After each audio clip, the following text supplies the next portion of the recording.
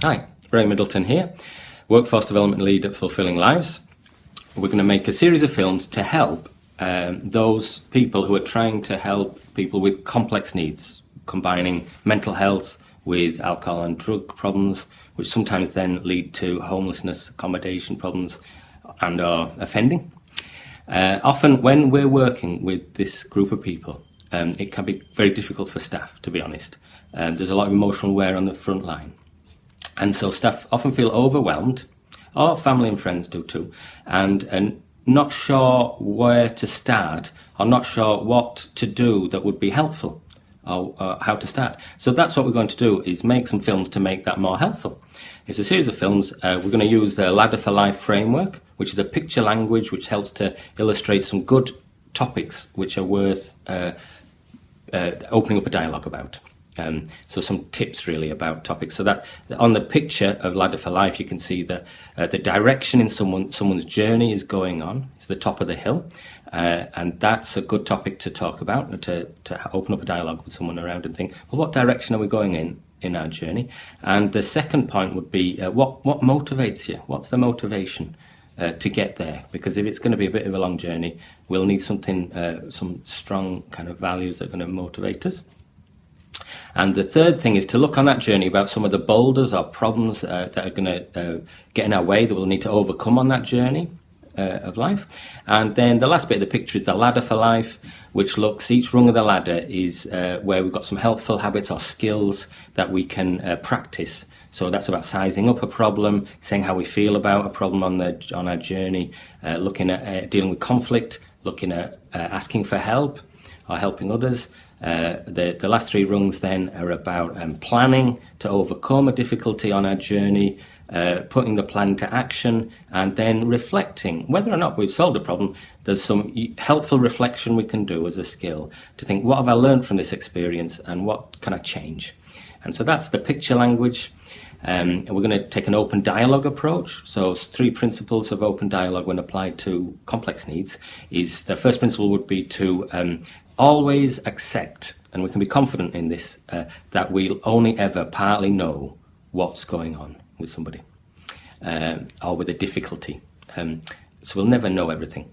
The second principle would be to open up a dialogue then with other people around, say, a journey or a difficult habit or something that's a bit puzzling on someone's journey of life, and value different points of view. And rather than trying to close it down to one point of view, you're saying, oh, that's interesting, you see it that way, and try and appreciate and listen to and open up a dialogue to see these difficulties from many different points of view. So that's the second principle. Third principle would be we take responsibility for our role in a social network around trying to be helpful when people have complex needs. So we might be a family, a friend, or we might be a member of staff, and we've got a particular role. So we need to take responsibility for our bit in the system of services out there. And we can still have a dialogue, but we can say this is our role at the limits of what we can do. And we want to take a trauma-informed approach as well. So bear in mind that people with complex needs have more than the average amount of trauma and neglect in their past than the average person. They have less than the average amount of skills to deal with that trauma. And usually complex needs tend to develop in a combination of those two things, which is more than the average amount of trauma and neglect, less than the average amount of skills. Sometimes they could help with resilience. And that's where, in a reaction to things, that complex needs can develop. But people do get better and recover. And part of these series of films is partly helping to build people's confidence that there's good things you can do. For a start, you can have a chat about the direction someone's going in, what's motivating them, what are some of the problems and challenges on that journey, and how are they going about overcoming those problems with help, and are there any unhelpful habits of thinking, feeling and acting that maybe get them stuck in the quicksand or get them sidetracked into that blue forest on that Ladder for Life picture. So grab a paper and pen and just note down things that come into your mind and your heart, feeling wise, when you listen to people chatting about their journey, and particularly note any habits of thinking, feeling and acting, whether they're skillful skills or whether they're unhelpful habits that people get stuck in the quicksand. Jot them down, and then after the film, have an open dialogue with some other people. You can always jot down, post some feedback underneath the film, or email the film to other people if you want. So welcome, James. We've also got Graham here today. Yeah. So could I just ask you, James, how you know Graham? I was living in this hostel, like homeless hostel. Yeah. And one time Graham was like a staff there. Like Yeah. he was a staff. And I was just speaking about about my life and stuff like that, like actually in the hostel, and that's how I was sort of like cracking on. And first time I met him, I was talking about like bare knuckle gypsy fighting. All right, yeah. Because my mum's side is travellers. Yeah. And my dad's side's not. Someone to talk to. Like just say, do you know any gypsies, mate? That's what we're saying. Do you know any gypsies? Yeah. And a couple of gypsies. That's what we say. And a couple of gypsies. Yeah. And I was like, oh, spot on. And I was like, oh, that's how we got talking. He got you talking? Aye, that's great. Talking, Brilliant. And I was like, yeah, give me a spot on, mate. And it's like. And I'm guessing now Graham's in a different role. He's your navigator at Fulfilling Lives. Yeah. But you knew him before in a different role, and now he's helping you to navigate into the system, into the different services out there and stuff. But you've managed to form that kind of, sounds to me like a relationship of trust. I have. Yeah, good. So what I want to do now is just using this kind of ladder for life picture. Is the top of the hill represents kind of any way in which you'd like your life to be better in the future, James. So if you think about that question, how would you like your life to be better in, say, 6 months' time or a year? 6 months' time? Well, I want to be off drugs, mate. Right. I'm not bothered with the weed because I smoke the cannabis and like take the heroin at the moment. But I've only been taking the heroin for about 5-6 months. Right. So 6 months. I'm not a proper user, mate. I just some people get cars as a gyro junkie, mate. Cause I only take the drug when I get paid. So some people will say you're a gyro junkie. Did you say there because you use the heroin when you get money? Aye. So. And you'd like to be off the heroin, but maybe stay not too worried about the cannabis. So is it a bit of a problem for you at the moment then? No, it is a bit of a problem because it's like I wrote like a couple of times on Graham Langers, but it's always on my PD. So what I'm hearing you say, James, is you realise that this taking the heroin in the last 4, 5, 6 months has become a problem. So you'd like to get off that. Is there other things that you'd like to be better in your future? Do you think how else would you like things to get better? I want to get better with my family. Well, better. Do you want better relationships with your family? Oh, right. So like my mum can actually trust us again. I don't know. I don't know. I know my mum loves us. Yeah. But I don't know if she trusts us. Right. Yeah. And that's it's a bit of a bad it's a bad situation really because it's like. Because I've always been like a little sod, little sod when I was little. I was I have a crime, I was like crime and stuff like that. But it was like that's the only thing I've changed in my life. Not that I'll just smoke the legal high when I was at Entities, but lucky enough, Graham got us another apartment, like another share accommodation. So you managed to move accommodation. And has that got better then? Is it a better place you've moved to? Much better, mate. So were you in a big homeless hostel to start with? 52. And what was that like living there? Was that? First was alright. What I was like, I felt settled and all that, but after a while I started smoking illegal high, didn't I? And why do you think you got into the legal high? I'm 24 now, so this one when I was 19, 20, 4 years ago, 4 or 5 years ago. And he just said, oh, what, have you ever tried this before? I said, what is it? He said, legal high. I said, I've never heard of it, mate. And he said, well, it's hallucinating. Hallucinating. Hallucinate. Well, he said you can hallucinate on it. And I was like, oh, no, boy. And I was like, when he said that, I was like, oh, I took mushrooms before and all that. I was like, well, I thought I was canny buzz. And I was like, go on, gives again. And I go over it, and I liked it. Like, I liked the buzz of it. Cause cannabis, you only get one buzz. You get like a mellow buzz. But you're on a level. You're on like a stable level. Yeah. But on legal high, you're on like 2 different levels. Right. Well, you're actually on nil levels really. You're just like you're up and down really on legal high, you're up and down. And what was your experience of legal highs like? Did it cause you problems or no problems, or First was it wasn't causing us problems till I saw like what should we call like addictive. I was all getting addicted to it. So you're getting addicted to it, and so you're taking it. We needing to get hold of money for it. I sort of thing. I wasn't like I was doing shoplifting, trying to get like to get money for it, and so that's and then did it cause you problems with where you were living as well, or not? Or? Well, it wasn't causing problem when I was living, but it was causing problem. I was actually when I'm thinking about it. But it was that easy to get legal high because you could buy it at the shop. Yeah. You buy it at the shop, but you can't. You can't even any shops sell it anymore. So it's like I'm glad I'm off it because it's how can I put it? I used to like I was being just gouging all the time. I wasn't living my life properly. Like I wasn't living my life of the full. So you weren't living a life to the full, were you saying? No. So you were just gouging out. Just sitting in my flat, just getting stoned, and was just shit. Yeah. I was just wasting my time and just legal high, mate. So it sounds like you weren't doing anything with your time apart from getting the drugs, taking them, and then coming down from them. Is that right? But when I was on cannabis, I could actually walk out the flat. All right. Walk out the flat, do stuff, and like actually could cook and all that. But when I was smoking legal high, I was just fall asleep and wake up like a couple hours later, like. And then try and get some. What you're saying is you try and get some money for some more. Then, and that here you're saying that got you into a bit of trouble as well, with the police and with the police. Yeah. So did that lead to other problems with when you got in trouble with the police? Well, I was like my risk was going to jail. Right. You were risk of going to jail.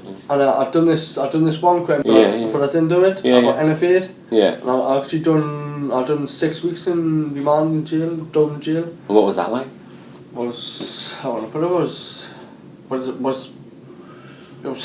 but it wasn't helpful at the same time. The only helpful I was off the drugs. Right. That's the only helpful one. The only helpful thing about it was you were off the drugs. And I felt, but when I came out of jail, I went back on the drugs straight away. And do you know, last time you were saying about the legal highs, there was someone had introduced it to it. With the heroin, is it a similar thing that the people you were living with had introduced you to it, or was it what got you into the heroin? About 5 or 6 months. But the same here. Well, this lad, when I was living there. He said, "Do you want to go with this?" And first he said, "Do you want a couple of lines?" And I thought like line of speed or like cocaine or something. And I was like, "I need boy," and I'm saying, "Need boy." And I saw him like run, like he had like a foil, like a tin foil. And then he had like a tube coming out of his mouth, and then he was like what we call running it, running like chasing the dragon. Chasing the dragon. And I was like, "What's that?"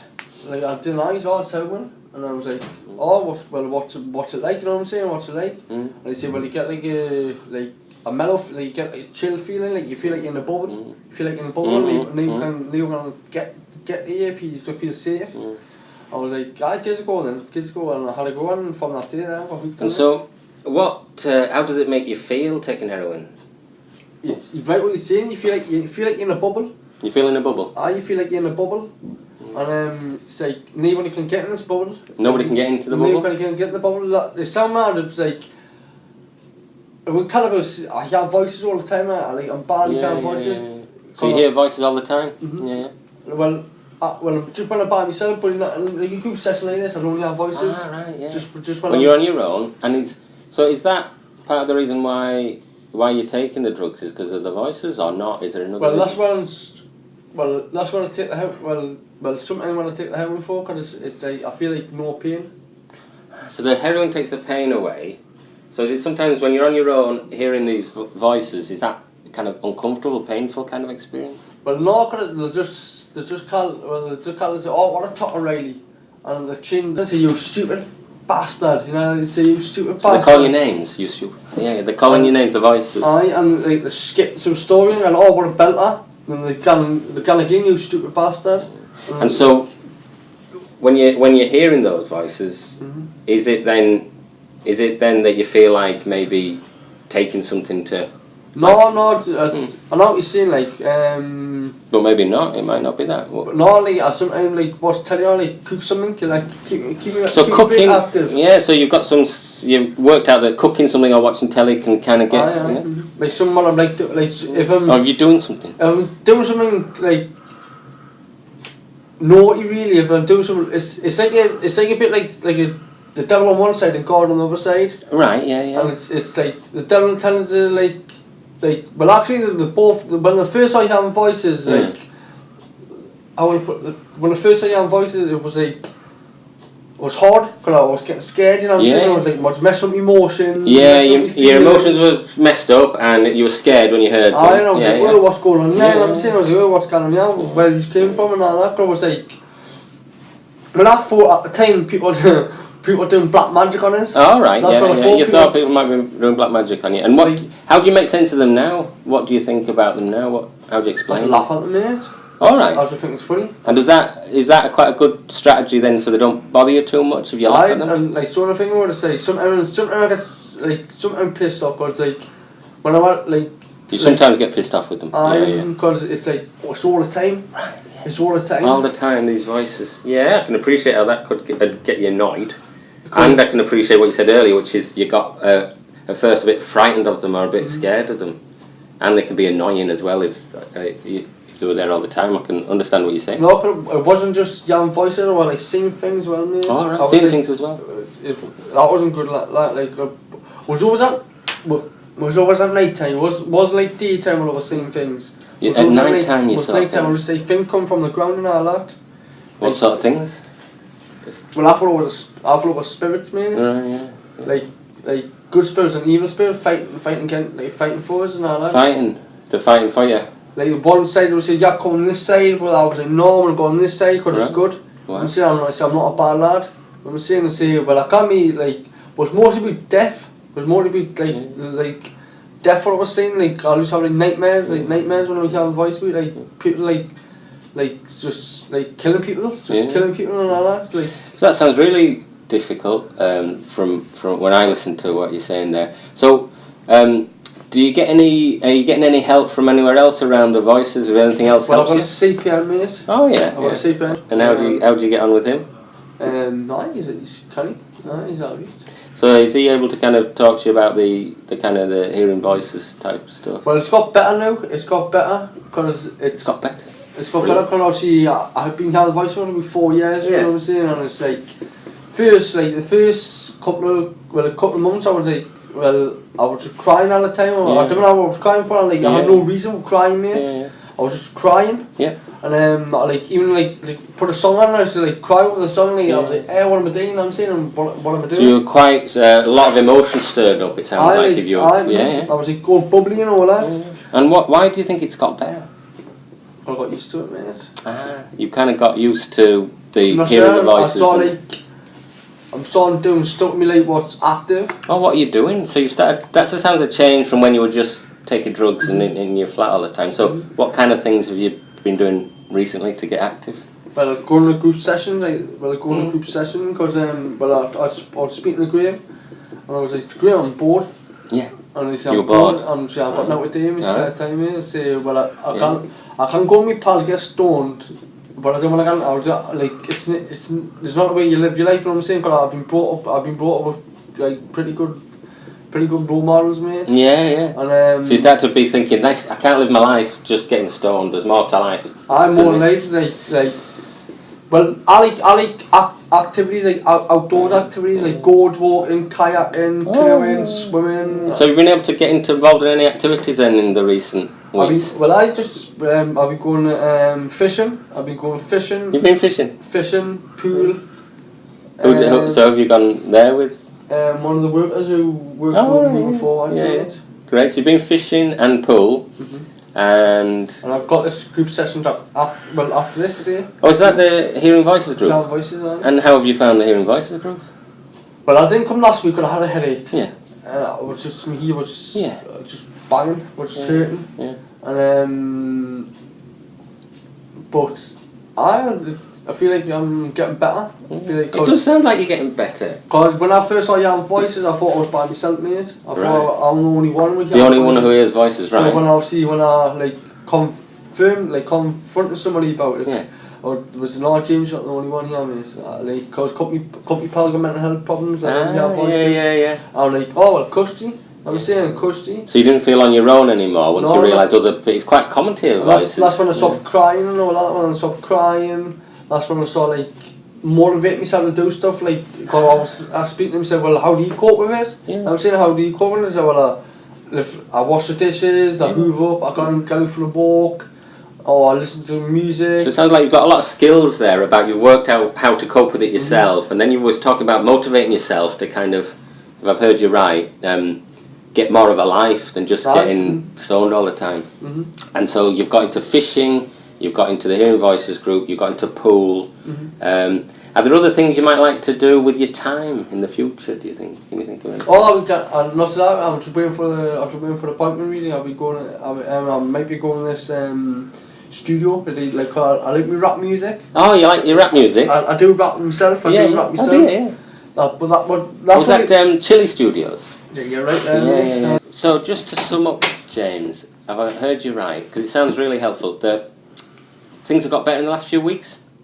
I'm not, and although you're saying you do have a few problems still, like taking heroin, you want to stop that, and that's causing you some problems with your money.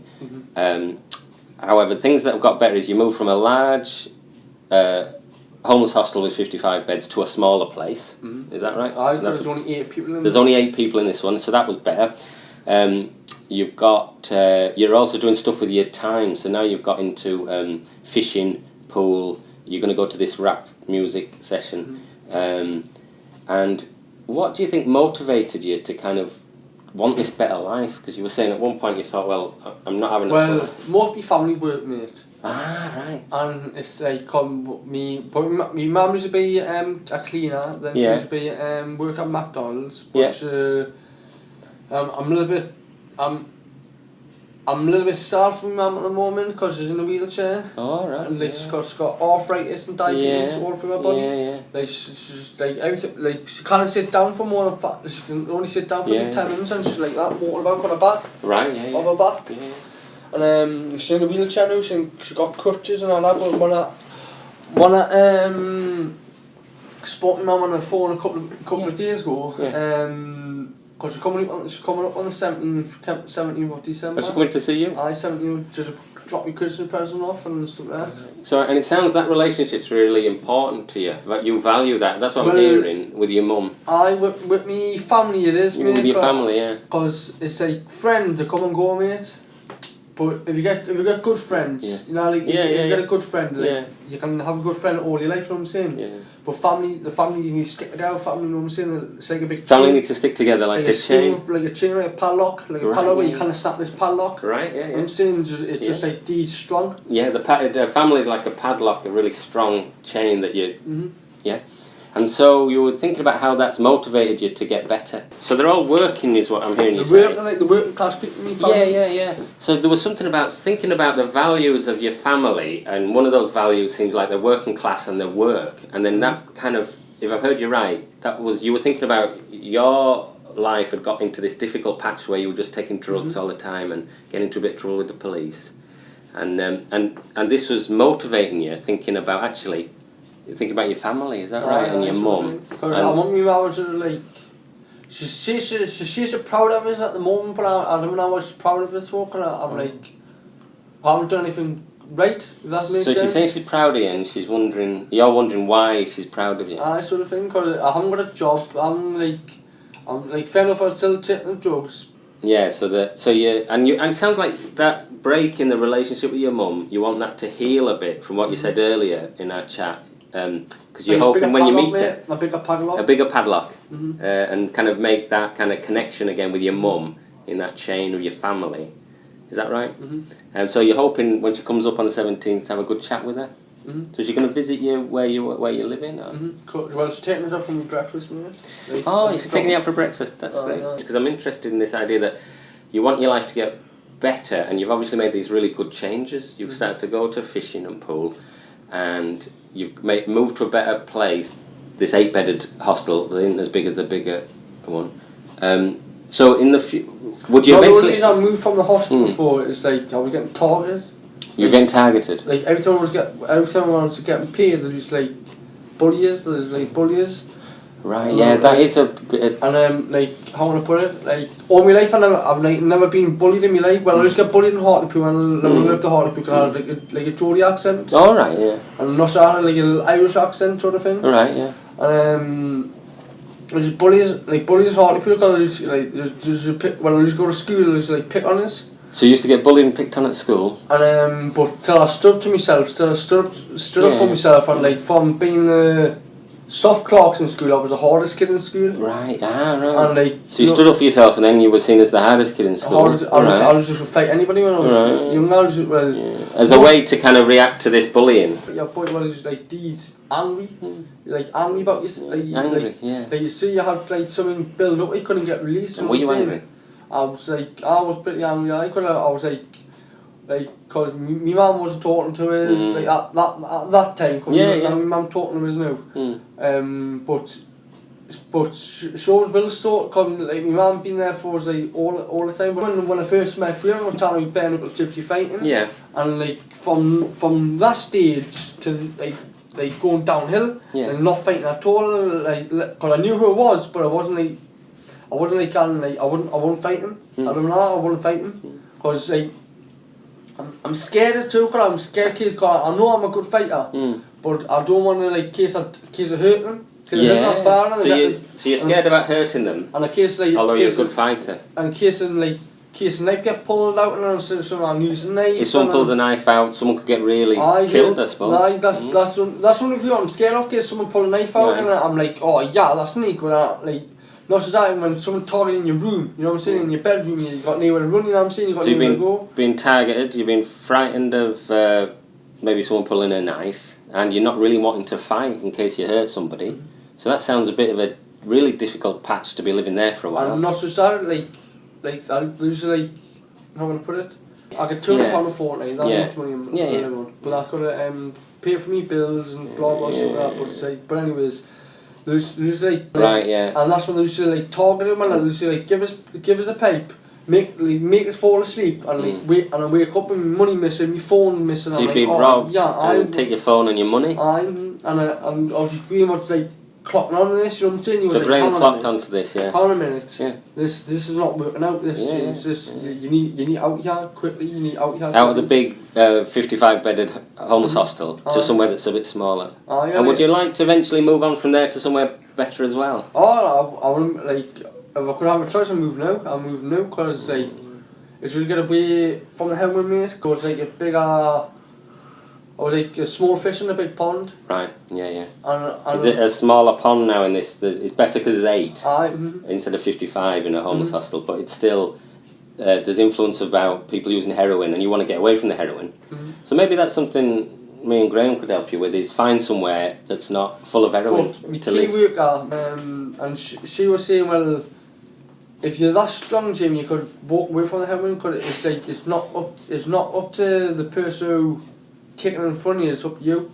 Yeah, But I'm thinking to myself, well, not when it's actually in front of your face and people actually giving you lines, you're not actually going to say, well, no. It's I can appreciate what you're saying. Just like someone waving a tenner in front of you, now when you're skint, just someone waving a tenner. Oh, do you want to lend this? You know what I'm saying? You're not going to say no, are you? So if you're living somewhere where people are taking heroin in front of you, I can appreciate that's going to be difficult. You want to get away from the heroin, but if you're living with people who are taking heroin, I'd find that really difficult. So it kind of really makes sense that your life's, in lots of ways, your life's turned round and is getting better. And yet there's still, as there is with most of us on a journey of life, there's still some problems to overcome. So some things like moving out of the big hostel with 55 beds has got better, but then there's still this the temptation to take heroin, and you want to get away from that, so you don't want to be living with people who are doing that. But a smaller place is better than the bigger place. Then there's this problem of being targeted and influenced by other people, so you want to kind of get away from that. But on the other hand, you've also gone to a Hearing Voices group, which has been positive. You've gone to fishing, pool. There's lots of stuff you're doing with your time. And the thing that motivated you, if I'm right, is thinking about your family values, that they're working class and that they value working, and So eventually, would you like to get to a place where you get a job? Well, my dream is open my own business, mate. Because your dream is to open your own business. Because on a food, just like a little burger van, to start off with, just to like collect money and stuff like that. Because then if you need a good pitch, you need like a good. So you've obviously thought this through a bit because you need a good pitch. I've been thinking about this with half my life, mate. My uncle got his own business, like a carpet fitter, and I realised if he can, he can do it, anybody can. So if your uncle runs this business as well, so that's something to motivate you to work towards. And it sounds like you've made some good changes already about finding. You've worked out some strategies to deal with your voices. You've made some good connections.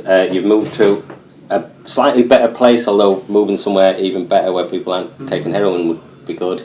You've gone to the fishing in the pool, and so you're making these changes. You know you need to kind of get away from the heroin, but also there's some really positive stuff around. You've made quite a lot of good changes. So I thought this might be a good point, see what Graham's thought as he's listened to you talk about your experiences. Well, coming from like James says, I first met James when I was first starting the employment that as well, and immediately I seen loads of potential in James, and he was in the wrong environment at the time, and circumstances sometimes get a hold of it. And as I say, I've seen him coming along, falling in the same circle, overdosing regularly. So were you worried when James was overdosing? Massively worried, yes. It was a time, I think it was 8 overdoses in the space of 6 or 7 weeks. And I think you actually died a couple of times, didn't you? Died 3 times. Died 3 times from overdosing, and that's 8 overdoses in a few weeks. So what was your thoughts at that time with this kind of risk of dying? I thought it was a laugh, mate. I thought it was a laugh because I still got this feeling I'm indestructible. I got a feeling that you were indestructible. It's like I don't know. I feel like I'm 14 again, 14, 16 again. You feel like 14, yeah, okay. I feel like I'm still a young boy. You know what I'm saying? But I'm not. I'm a man. You know what I'm saying? I'm a man. Doesn't matter where you look at, I'm a man. Yeah. I'm totally 24 years of age. I feel like I've gone back 10 years. So you feel like gone back like you're a teenager almost. I feel like I'm indestructible. I feel like no one can touch us. It's like. And did you realise that you could have actually died with these overdoses? Now, if you look back now, can you see that was a possibility when people overdose in the ambulance? Right. So it's a bit of a scary situation because it's like I said, it's like I'm like, so how can I put it? It's like I'm messing with life, you know what I'm saying? I'm got life juggling, you know what I'm saying? It's like gambling gambling on my life. It's like, take this, you're gonna die. If you don't take it, you're gonna be stressing anyways, and you're gonna take it anyways. Right, so it's like actually I got any word for that. It's a bit of a give and take sort of thing. Give and take. There's a bit of give and take around it. So you're kind of maybe you're taking a risk with taking a heroin that you might overdose, which you not overdose on heroin, overdose on legal high. Right, yeah. It's like I've never once overdosed on. Well, overdosing on the legal highs. It's like it's like I'm saying I died 3 times on the legal high, like horse stock. And they managed to take you back, get you going again. Got on. I don't know what you call them things. So the electric paddles. I just like. And I had a scar. I got a scar on my chest. From the electric paddles, bringing you back to life? I bring me back to life. Wow. It's like, it's not a big scar, it's just like a tiny scar on my chest. On my chest, but it's like, sometimes when I look at that, I'm like, pooh, I'm a lucky lad, like, you know what I'm saying? You are, to still be alive, because I see all this kind of positivity about going to do the music and stuff, and if there is that risk that you could have died, really. But looking back now, although you felt indestructible at the time and you thought you were going to survive, can you see that there was a risk of you dying? At the time, no. And what about now you look backwards? Graham's running up here. Like, if someone said get higher, I will get higher. You know what I'm saying? It might, it's like, you need to be strong, you know what I'm saying? You need to be strong-hearted too. But like a couple of people said, James, you got a lion heart, you got 9 lives on you, mate. You know what I'm saying? Yeah. Well, I suppose if you got a big cat, and if you've got 9 lives and you've 8 overdoses and died a few times. You No, might be yeah, running, you know, you don't want to... I'm running a fuse, mate, but I'm not anymore, because obviously, like, I've been off the legal high for about 4 months now, mate. And do you think that's a good thing? I can feel it in myself, it's a good thing, mate. And you want to get off the heroin? I felt like a weight had been lifted from my shoulder. Right, yeah. I feel like it was like... So this weight had been lifted off your shoulders? Aye, and I was like, this is a good feeling, this. I feel like alive, and I feel alive, and I was like, I haven't OD'd yet when I've been in this new place. So you've not OD'd, you're not overdosed in this new place? No. Oh, so that's a good bit of evidence that it's a better place to be living, from my point of view. You know, so you're less likely to die. Can anyone touch the legal high in the place? There's just well, smack downs, really. You know? Yeah.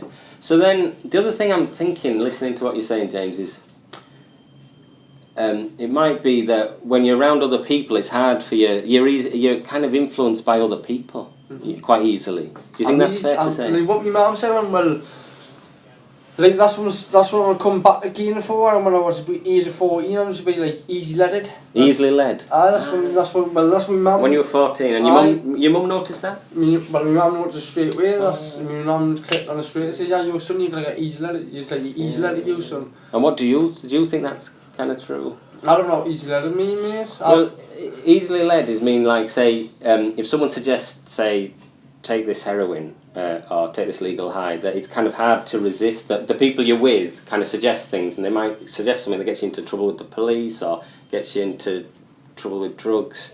Does that make sense? That's what easily led. It does. And what do you think you might be a bit easily led? It's depends what people are really. Depends on the people you're with. So I suppose who you're living with is going to make a big difference then. I just wonder what Graham thinks about whether you, from knowing James, whether you feel there's a bit of a problem about being easily led. Yeah, and the environment James is in has a massive influence on the way James' life takes. I mean, James just likes people to like him and likes to get on with people. He's a huge character. Yeah. And he just wants everybody to like him, and he just wants to be happy all the time. Do you know what I mean? And it's just like being around people, he feels he has to fit in. And I suppose that's a normal feeling, like I want to be liked and I want to fit in. So it's a normal feeling, but I suppose if I'm with other people who maybe get involved in crime or drugs and that causes problems, then that context will kind of influence, you know, so it sounds to me it's important where you're living and who you're bumping into will make a big difference. Do you think that's reasonable? That's a fair say.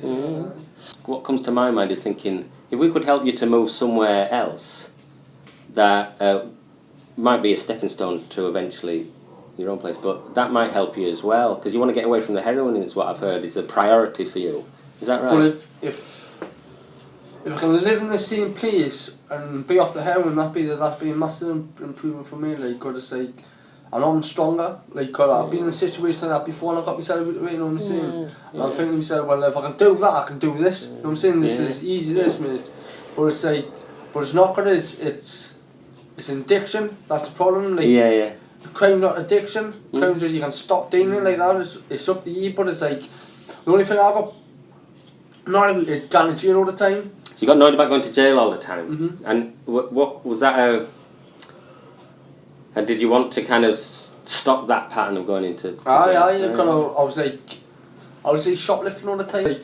Like, when I got in jail, just calm as doing a little bit. I realised who I was. You know what I'm saying? I realised who I was. So you realised who you were almost partly by having that break from and being in prison. Break from reality sort of thing. Yeah, but you also got fed up with going into prison. So at the times when you've ended up, instead of prison, in hospital? I've been in hospital once, mate. And what was that like compared to prison? Well, being in section was a bit scary than like being in prison. Like, it was more scary. More scary. Being sectioned was more scary than being in prison. I shit myself, man. I was scared, because they picked us up from they said I escaped, but they said I escaped, but I've never been in section before in my life. Right. I was like, how can I escape? I've never been sectioned before. I've never been in. Didn't know what the crack was like with but when I got the other side of the story, they say, no, you escape from probation. You escape from cause the men section, because I got a immediate release from jail, right? I got a immediate release from jail. Yeah.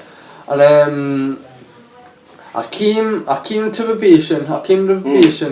I kicked off a big a kick on a stink sort of. I was talking Rajot. No, good. I just stormed probation. I did but the way I was feeling, I've just been released from jail. I could have gone back to jail again like that. Yeah. All I'm gonna say well, you just escaped from probation service, and that's where the full escape from,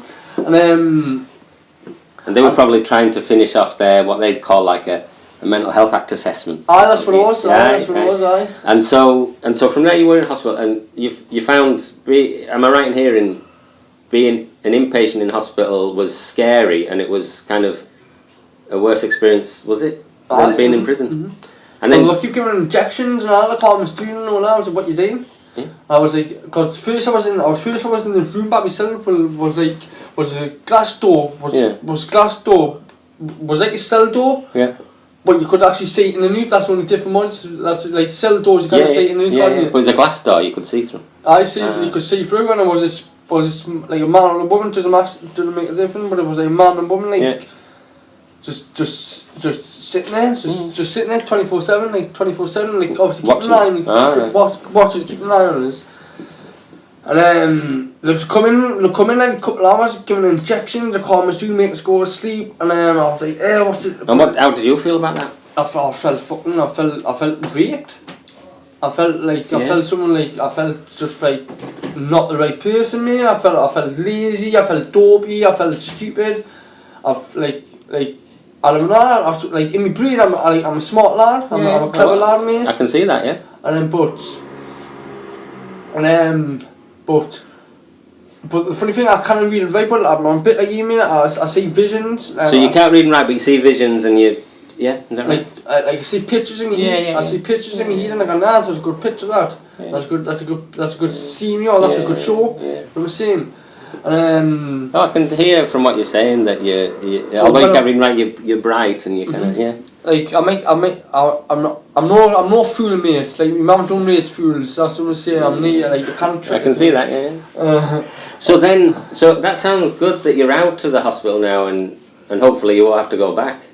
I know you want to get away from the heroin, but you've described really well about that journey that you've been on, where from just taking drugs all the time in and out of prison, in the psychiatric hospital, now you've got to a better patch, it sounds like. Do you know what I felt like, mate? It felt like I was on LSD all the time. I was hallucinating, I was having voices. I feel like I was on like hallucinating drug or something. It might be LSD, might be something else, you know what I'm saying? Might be something else, but I was retracing my steps. I was like thinking. You retraced your steps, yeah. I was thinking to myself, how did I get mental health? It's actually through cannabis. Do you think so? Because that's what I got. I got drug-induced psychosis, and it's like, but the doctor said it's through cannabis. Right. The doctor thinks it's through cannabis, and what do you think? Do you think it could be something else, or do you think that might be true? Or? No, I think it's through cannabis, because it's because. Actually, the side effects of cannabis is paranoia, schizophrenia, you hearing voices, seeing things. And do you get paranoia now? I get paranoia all the time. You get suspicious. You think people are doing things maybe to harm you. Or, all right, you got that, and you got the hearing voices, but it sounds like you've got some good strategies to deal with that, including I rap. And rapping, and you have to join this group about rapping. So that sounds good. So just wondering.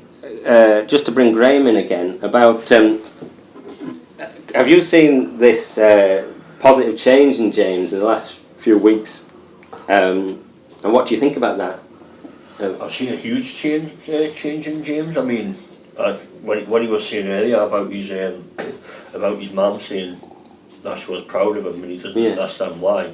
If he's seen where he was to where he is now, from like our eyes, and professional eyes, and probably from his mother's eyes, he would be proud as well. He should be proud of how far he's come. He's come far. He's come really, really, really. So you're proud of James? Far. He's absolutely class. He's been a pleasure to work with. Everything I've asked him to do, he's done. Every appointment I've asked him to attend, we might have a blip here and there. That's only to be expected. He bounces back and he comes straight back. And he does the next appointment. You know what I mean? So it sounds like you've got a good working relationship between you. It sounds like you've got some trust there. What do you think, James? Aye. He's like my big brother, mate. That's what I class him in. He's like your big brother. Ah, right. Like, doesn't matter what I do, I would turn away, Max, from helping. He'd give us it and just give us it straight away. Like, and he's skin off his nose. He's like, I would, I Jim, and he back. And when you said that, it made me think of that picture you shared earlier in our chat about saying family is a bit like a chain and a strong thing, you know. And so maybe thinking of someone as I know he's not your brother, but like a big brother, it might be about seeing someone in that chain of trust. I can see how things have shifted a lot for you in a positive way, and I can see how important your relationship with your mum is, and I hope that goes well on the 17th when you meet her again. And I can see that you kind of want to not go back to prison again, and you found these strategies for kind of work how to not be too bothered by the voices. That sounds really positive. You're interested in the rap and the fishing and the pool and the Hearing Voices group. So it sounds like doing stuff during the days really improved for you, and you're meeting people that way. Is that right? And that can give hope and inspiration. And the other thing I've been hearing is your mum's proud of you, maybe for these changes that you've made, but also Graham's proud of you about making these changes. And then maybe it's a thought. The thought that comes to my mind is maybe you could be proud of yourself. What do you think? That's what I need to be. That's what I need to be. Really. If I'm so proud of myself, but I don't like praises, mate. Right. Is that you don't like praise? I don't like people praising us. It's like say, oh, James is a spot on kid. James is brilliant. I don't like that, mate. Okay. Yeah. I understand. Like something deep down inside, I'm not like that. I've got a dark side of us too, but everyone got a dark side. It's like that yin yang sign. That yin yang sign is like, you've got a good and evil, you've got a good and evil sort of thing. But like a white sign, that's when you're in that's when you're in your glory. Yeah. You've got a dark side, that's when you're like I put a dark. I think we've all a mixture of, you know, a dark side and a light side. We've all got good habits and unhelpful habits that we and like on that picture about the ladder for life, there's that quicksand where we can get stuck, you know, sometimes. So and I think, you know, I just think that's part of human nature, is to kind of be a bit of a mix of good habits, skills, and unhelpful habits. And we've all got a bit of a dark side to us as well, I think, as well as a light side. So I think that's kind of just what, you know, human beings are. But on that journey, it sounds like you've kind of made some real progress recently. And is there anything in that quicksand picture about getting stuck? What would you think is holding you back at the moment, or you get stuck in at the moment in that journey, even though it's got better? Payday. Payday is what's getting you stuck, because payday is that when you buy the heroin and other people target you, from what you said earlier. Is that right? They don't anymore, but some like when actually some people do still talk to us. Some people still take it. But it's not like the full hostel sort of thing. It's only like 2 people. And what do you think?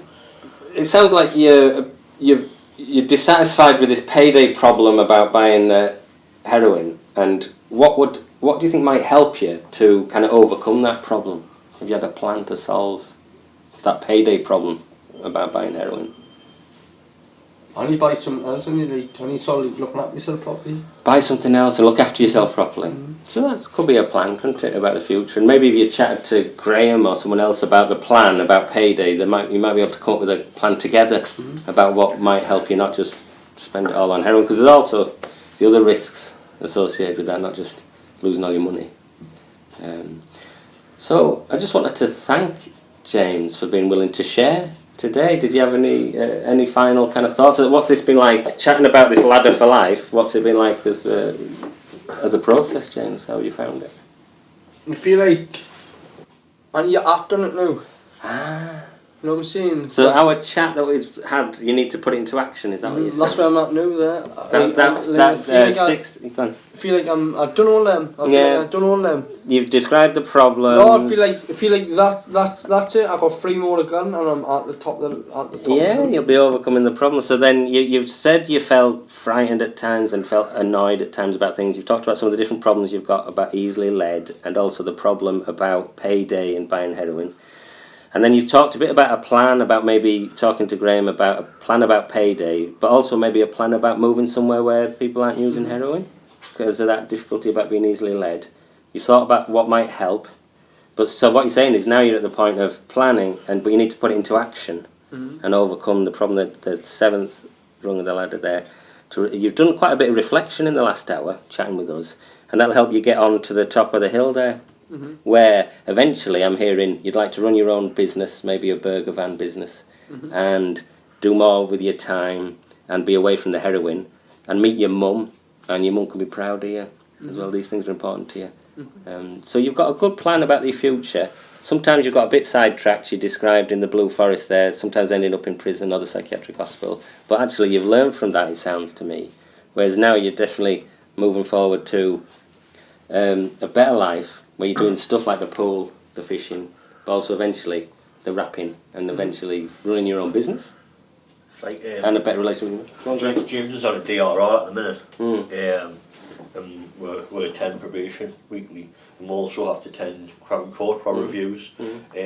James is in front of the head judge of Newcastle, the North East at the minute, one of the High Court judges, and he constantly singing James's praises and saying how proud he is of how far he's coming. So even the judge is proud of you, James. And to get it from someone like that is a massive. So you could be a role model, I'm thinking, to other people, that it's possible to change, even when, those times which were really tough. And you've got some good people around you, it sounds like to me as well. I see him. And the way that you can look up to Graham like a big brother. So, thanks a lot. Maybe if you wanted, we could have another chat after a few weeks and see how you're doing, because I'd really like to know how you're doing. Is that okay? Thank you very much, James. So, we've just listened to and reflected on the journey that James is on. And so what you can do now is have a look at any notes you've made, any thoughts that came to your mind when you were listening to that, about any habits, either skills or helpful habits of thinking, feeling and acting, or any unhelpful habits that you heard discussed. And then open up a dialogue with others about what you think, about what you heard. If you have any thoughts about any observations, any thoughts, or something to share that might be helpful for James, from your point of view, having listened to his story, you could post it in a comment underneath the YouTube film, and we'll make sure they get fed back to James. But also have a think yourself about what comes to your mind in a kind of open dialogue way. And remember that some principles of open dialogue is that you only ever partly know what's going on, and that we want to open up a dialogue and appreciate and value different points of view and have a dialogue between those points of view around things that are difficult, because everyone's got something to contribute. And thirdly, we take responsibility for our role, which might be very different depending on what we're doing, in a social network in terms of contributing and helping people, trying to help people to work out what the direction and motivation in their life is, what our role is, if any, in helping someone on that journey, and the idea of shifting our habits a bit more towards the helpful habits of skills and a bit less of the unhelpful habits that kind of get us stuck in a quicksand. Thank you. Finally, if you found this film helpful, do feel free to email it, post the link on.